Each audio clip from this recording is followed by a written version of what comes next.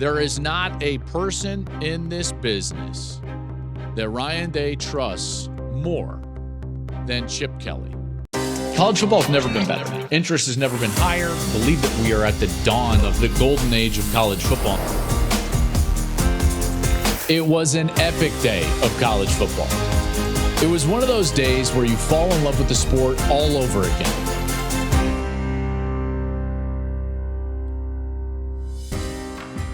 What's up, everybody? Joel Klatt here. This is the Joel Klatt Show, and thank you for joining us here as we are now post-Super Bowl, and college football continues to evolve. Oh, my goodness. We've got a lot of news to cover right here in college football, so let's get to it. Before we do that, make sure you are following the show wherever you listen to your podcast. Make sure to subscribe to the show. Leave us a comment, rate, review us, all of those fun things. And invite a friend. That's always fun. If you're watching the show on YouTube, make sure to subscribe and then leave a comment below, because I have been jumping in those comments and conversing with some of you there below in the comments of each and every show. So make sure to do that. And then follow us on social media, because we've got a lot of content coming up. I'm going to have my mock draft, my first mock draft for the draft season. That's coming up here in the next few days. So you're going to want to follow us on social so you know all the content that is coming out over the next few weeks and months as we get to the draft and then to Big Noon Conversations and as we finalize things here in spring football. You can follow us at Joel Klatt Show. Okay, let's get into everything that's gone on here. And, man, it's just like never a dull moment. The offseason in college football has become a little bit like the offseason in the National Football League, in that there is no offseason. And there were huge moves, and we talked all about it. Bill O'Brien was hired as the offensive coordinator at Ohio State. Ryan Day basically saying, hey, listen, this job is too big. I need somebody to handle the offense and call plays. I need to go out and really handle NIL. I need to really handle fundraising and do all of these things that maybe he didn't want to do, but he certainly has to do in order to evolve with the sport and become kind of the program that they want to become. So he hires Bill O'Brien. Great. Okay, great. Okay, so Bill O'Brien comes in, and I was told that the offensive coordinator was going to have final say even on the offensive staff. So there was a lot of autonomy that an agency that Bill O'Brien had at Ohio State to go in there and kind of make it his own. And Ryan delegated that to him. So that was a huge move for Ryan Day. And then all of a sudden, Jeff Hafley, the head coach at Boston College, decides, you know what? College football is crazy. I'm out of here. I'm going to the National Football League. And he takes the defensive coordinator job with the Green Bay Packers. Well, now all of a sudden, what does that leave? An opening at Boston College. And guess what? The best fit for the job just happened to be Bill O'Brien. So Bill O'Brien is leaving, and he's going to take the job there in Boston College. 3 weeks on the job in Columbus. Now he's going to take the job at Boston College. It makes all the sense in the world. He's a Boston native, ties to the area, 2 sons, one with a rare neurological disorder that basically, his care is best in that area. He's got another son that's the best baseball player at Tufts. That's in the Boston area. So it's like, even Ryan Day is probably like, yeah, I mean, that makes a lot of sense and good for him. Okay, so good for him. And that's a good hire for Boston College. It really is. I think it's a tough job. I think Jeff Hafley did a pretty good job. And now Bill O'Brien's got that job. So Bill wanted to be a head coach, and now he's a head coach. So good for him. But that leaves now the coordinator job open at Ohio State. And it was already such a big hurdle in the first place to kind of like get over the hump of Ryan Day saying, I'm not going to call the plays. I'm going to delegate. I'm going to do all these things that I think we need to do to evolve in order to beat Michigan, win the Big Ten, and eventually, hopefully, win the national championship. And now you're at square one. So what do? Well, when you're at square one, when your back is against the wall, you tend to lean on things that you know and that you can trust. There is not a person in this business that Ryan Day trusts more than Chip Kelly. And now Chip Kelly is going to leave UCLA as their head coach. And in the same conference, I know that sounds weird, leave to take the offensive coordinator position at Ohio State under Ryan Day. Quite wild, But as soon as Bill O'Brien left, as you all know, Steve's my right-hand man, our text chain, immediately we were just like, Chip to Ohio State. It made a lot of sense. It makes so much sense. Let's break it down a little bit. Okay, so first and foremost, did Chip have success at UCLA? I would argue that he did. He rebuilt that program in so many ways. He came in and kind of tore it down even further in order to rebuild it in what he felt like was the right way, and he was doing that. Chip won at least 8 games in the last 3 years. That's not easy to do, in particular with what was going on in the Pac-12 over the last couple of years. Over the last couple of years, that conference was deep. There was a lot of teams playing at a high level, a very high level, and Chip did a pretty good job.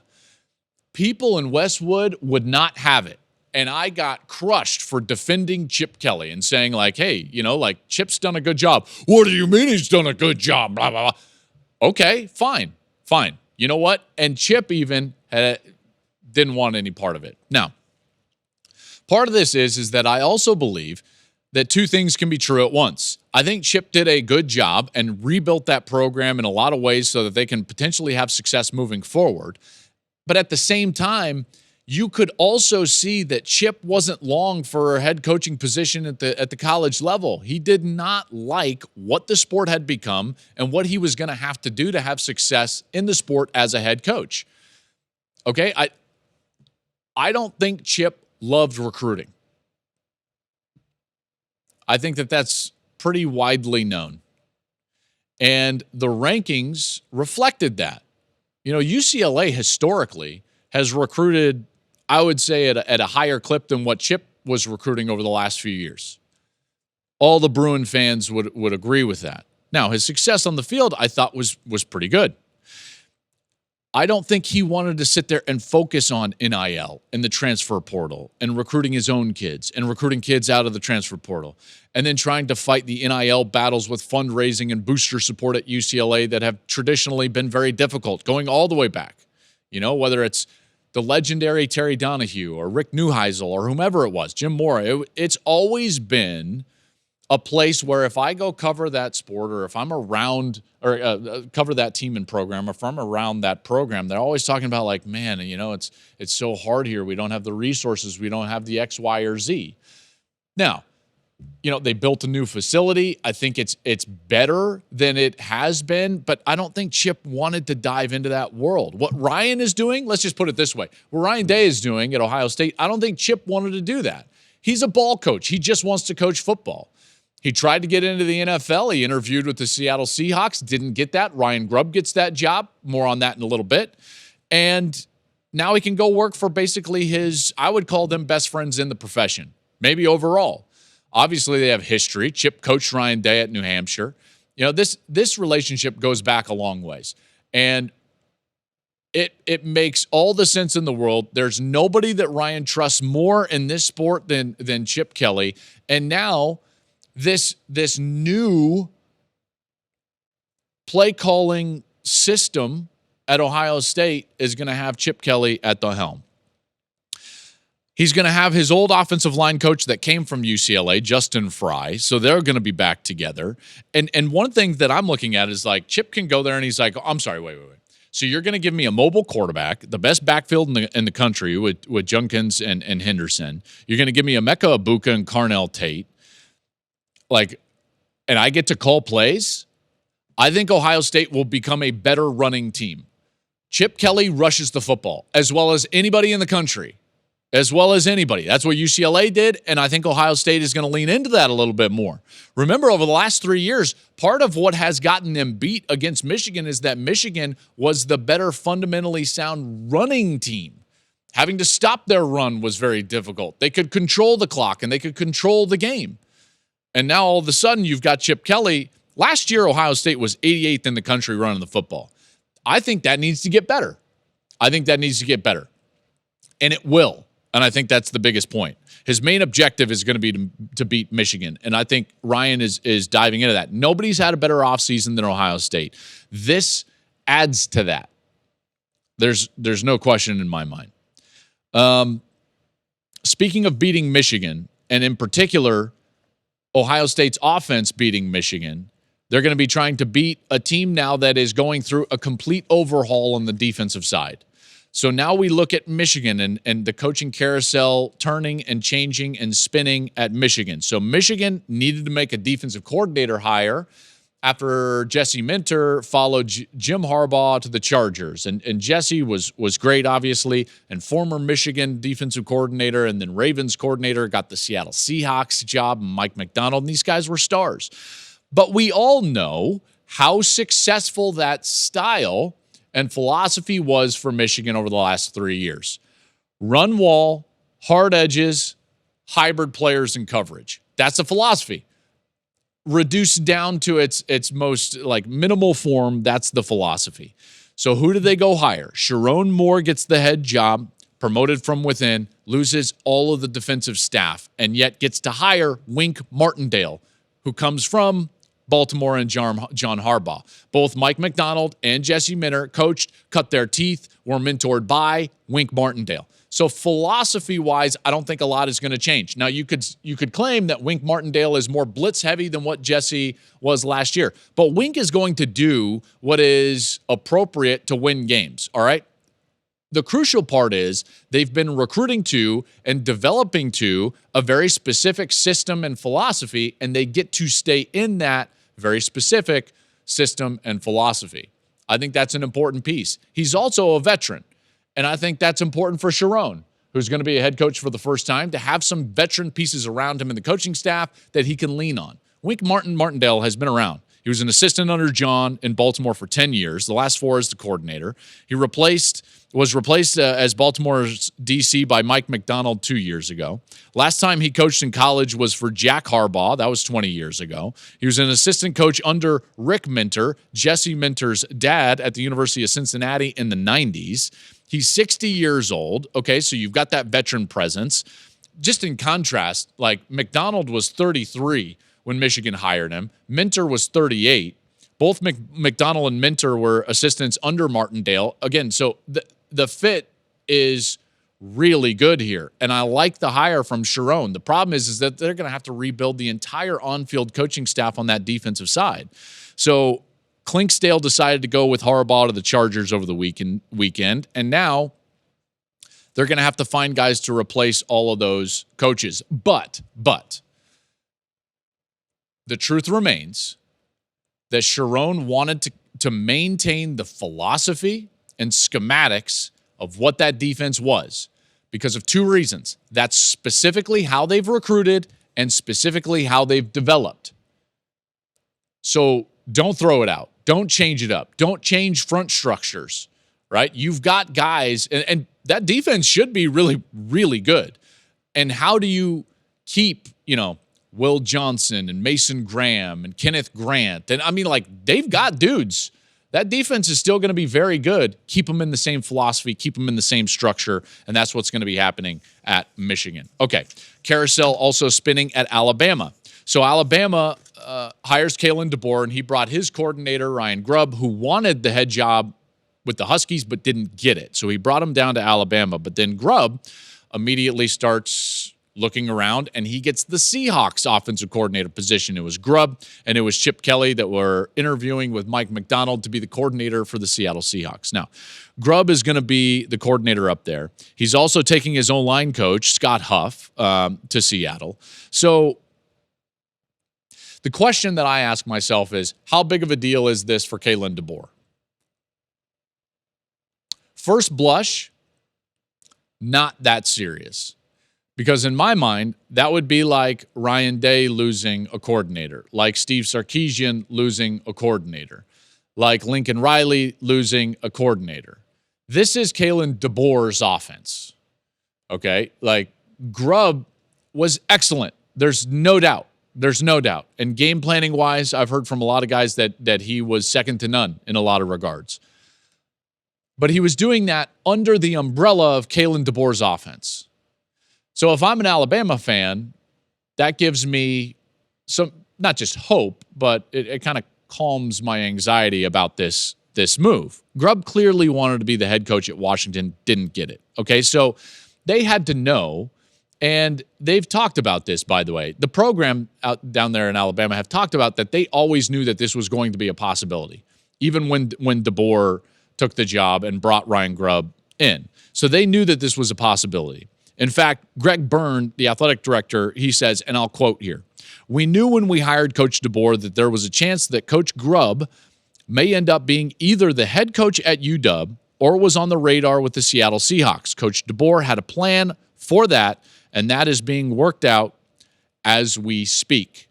Part of this as well is that, and this is a conversation for kind of a larger topic, this is now outside of the window of when they lost Nick Saban and hired Kalen DeBoer, which means that their internal transfer window is closed. More on that in a little bit. The OC job will likely be a co-OC situation. Nick Sheridan, who's been with DeBoer before, Jamarcus Shepard, they both came with DeBoer to Alabama from Washington. Sheridan is considered probably more in that kind of play caller vein. Sheridan took over for OC at Indiana when DeBoer left, and that was with Penix. I believe it was Sheridan, if I'm not mistaken. He was the coordinator in the COVID year when Penix and Indiana almost went in there and beat Ohio State, that ended up going to the national championship game and playing Alabama. That was after DeBoer left for Fresno. There's also a chance that in this situation, with everything on the line with DeBoer, this is not just any head coaching opportunity. Right? You can't just throw it out there. And again, I've talked about this before. You have to win 10 games. It's Alabama. They're not going to be like, oh, you know what? Good try this year.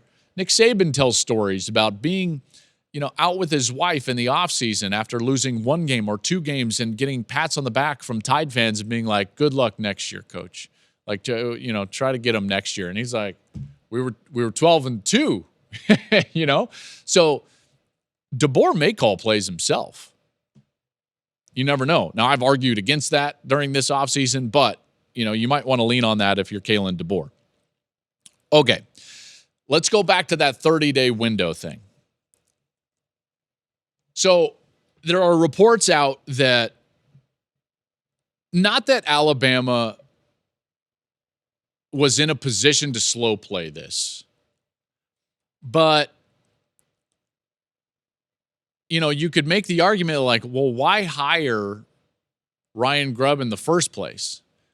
Well, you've got to show stability to recruits, current players, because of the transfer window. And yet in the back of their mind, they know the whole time, well, Ryan Grubb probably is getting another job. Here's my question. Do you think that probably was shared with the players? Probably not. So, from the players' perspective, this is a great reason for a collective bargaining agreement. Because this is an instance that you can take to the table. Let me just give you an example. If we go the direction that I believe that we should in college football, where we organize the players and there is a collectively bargained agreement that starts to put guardrails on things like the calendar, compensation, NIL, the definition of pay for play and employment status and what that actually means and what that could mean for healthcare and so many different things. Again, I think it could clean up so many different things. It's not just from the outside and putting that on players. If you're collectively bargaining, then the players get to bring things to the tables. Like saying, I tell you what, we've got this 30-day window if a head coach leaves or gets fired. That's an internal 30-day transfer window just from our school. You could even reduce that even more and say if a position coach or a coordinator leaves, that coach's position group also has a 30-day window. Now, people might be saying like, no, Joel, don't open up more transfer portal windows. But if you're the Alabama players, wouldn't you feel like you got duped a little bit? Do you think it was shared with the players that, yes, he's the coordinator, but he's probably going to leave, and this is what our plan will be? Now, maybe they did. Maybe they did. I don't want to speculate in that regard, but my intuition is that was not shared. So if you're in a position to collectively bargain, and you're the players, this is something that can be brought up because those players don't have an out. Just something to food for thought. As we're looking at all of these assistant coaches now, take jobs, leave, do different things. What happens if, like, you chose that school not based on the head coach, but based on your position coach or that coordinator specifically because of a specific conversation that you had with that man? And then all of a sudden he's gone. And you're like, hold on. Why don't I have an opportunity to adjust my decision because I made my decision on poor or bad or incomplete information? Just food for thought. Okay, hey, if you have a mailbag question, send it to us because we'll be continuing these mailbag episodes. Not that this one was, but, you know, I'm coming off of one. And by the way, I still want to know the prenup question that I answered in the previous episode. Like, I need a follow-up. What did we decide? I feel very invested in this now. If you have this conversation based on the information that you gave me in the email, yikes. So I want to know how it all ended up. But if you want to send an mailbag question, the Joel Klatt Show mailbag at gmail.com. That's where you can do it. Make sure to subscribe to the show because we're going to have a ton of content during the offseason, namely NFL draft content. Our next episode is going to be my mock draft 1.0, my first mock draft of this draft season. That's going to be coming out soon. So make sure to follow the show, subscribe to the show, YouTube, wherever you're listening. Do all of those things so you can know when that lands. And then follow us on social media at Joel Klatt Show, wherever you like to social. We'll be back with that mock draft next time.